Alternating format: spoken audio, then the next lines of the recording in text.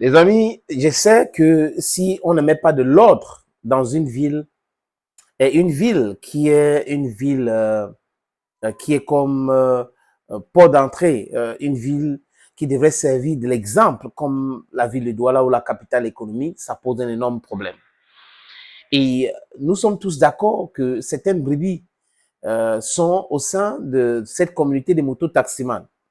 Certains agresseurs utilisent les motos pour commettre leurs forfaits ou les forfaitures. Et à Bonapriso, il y a eu l'agression. À Bali aussi, il y a eu des agressions. Et le préfet a le droit de faire cette sortie. Je parle de Siliac Mvogo. Siliac Mvogo a interdit donc la circulation de mototaxis à Bonapriso et à Bali. Pourquoi est-ce qu'il interdit cela? Je viens de vous expliquer, les amis. Les mototaximans devraient eux-mêmes mettre de l'ordre dans leur secteur. Je sais que ce n'est pas facile. Parce qu'il y a certains qui utilisent les motos. Même la nuit, mettez de l'ordre. Parce que les mototaximans sont capables d'estiper ces mauvais grains-là qui sont en train de vouloir détruire leur business. Et on ne va pas continuer d'accepter que ça se passe comme ça. Mais les amis, autrement aussi, je pense que ce n'est pas la solution. Les autorités ont les moyens pour pouvoir faire interdit ici, interdit là-bas, et les autres quartiers alors. Donc, ça veut dire qu'on peut agresser ailleurs, mais il ne faut pas être agressé à Bonapriso, Bonanjo ou Bali. J'ai dit ça et les amis, comprenez-moi. Parce qu'il y a l'insécurité dans d'autres quartiers. Il faut travailler pour stopper l'insécurité qui est galopante dans la ville de Douala. Et non prendre les mesures comme ça. Bon, d'autres personnes vont comprendre, mais moi, je n'arrive pas à comprendre. Je dis, si on a agressé quelqu'un, et Yango s'est plaint la dernière fois, que certaines personnes ont essayé d'agresser son chauffeur à Bonapriso. Il y a d'autres personnes qui ont été impliquées dans les agressions à Bonapriso, à Bali. Mais si on interdit là-bas, je pose une question qui est très importante. Et les autres quartiers? Donc, ces brigands-là peuvent circuler dans d'autres quartiers et ils font du mal tranquillement, tranquille comme ça. Business as usual, n'est-ce pas? Non. Je pense qu'il faut être regardant. Il faut être regardant partout. Il faut la sécurité partout. Les amis, je vous proposais la lecture de cet arrêté du préfet du Vori, qui s'appelle Siliac Mvogo. Je ne vais pas vous lire les autres, vu ceci, vu cela. Il a écrit ceci, arrêté numéro 1, article numéro 1, est interdit pour compter de la date de la signature du présent arrêté la circulation des mototaxis dans le quartier dénommé Bonanjo.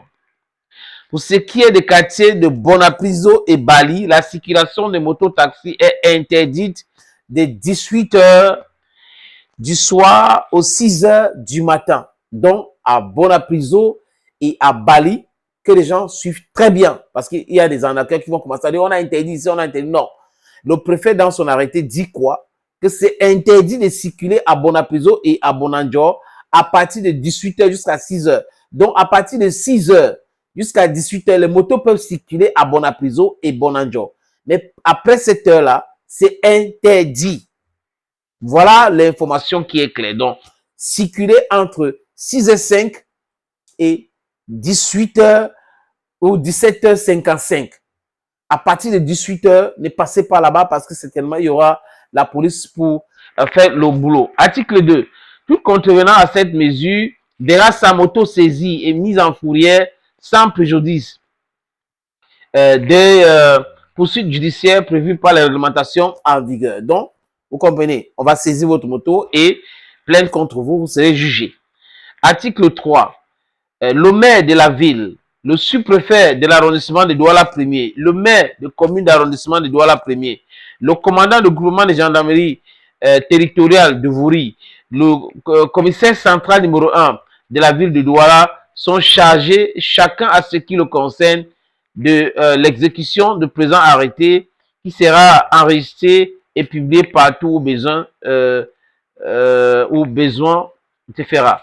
Or, il a signé ça le 13.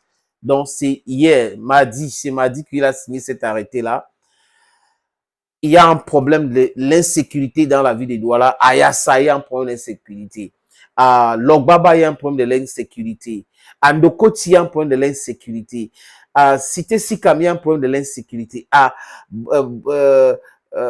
Daïdo, il y a un problème de l'insécurité. Bref, il y a un problème de l'insécurité partout dans la ville de Douala. Je pense humblement que les autorités, s'ils veulent interdire les motos la nuit, il faut interdire tout simplement. S'ils pensent que c'est les motos qui sont à l'origine de l'insécurité partout dans la ville la nuit, il faut interdire la nuit. Sinon, il faut mettre la sécurité. Il faut mettre la sécurité. Ils savent, ils ont des renseignements, ils peuvent bien faire ce travail. Les amis, mais la loi, c'est la loi. On va contester, mais il faut respecter. C'est de ça qu'il est question. On respecte d'abord et on conteste pour que ça change. Thank you, friends. Je vous laisse avec cette petite vidéo, les amis. Pour ceux qui veulent investir dans la ville de Douala, regardez cette vidéo, prenez mon numéro. C'est un terrain titré qui est à vendre 576 mètres carrés. Call me. Opportunité en or à Douala, terrain à vendre 560 mètres carrés. Vous voulez construire un centre commercial, un hôtel, vous voulez construire votre propre maison à vous, vous voulez ouvrir une station de service, c'est à vendre, les amis. Je répète encore, c'est à vendre, ce terrain. Voilà donc l'opportunité que je vous présente là. C'est 560 mètres carrés, je répète. Et le terrain est titré. Nous allons vous laisser le temps de vérifier, parce que c'est très important. Donc, ce n'est pas le genre de terrain où il y a un problème. Non, non, non. C'est en plan Bonapuzo, à côté de la route. La route ceinture ce terrain.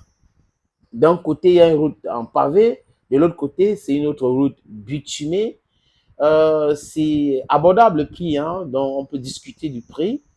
Si vous êtes intéressé, appelez-moi à travers les deux numéros que vous voyez à l'écran là, 6 80 87 37 37 ou le 6 96 17 60 34.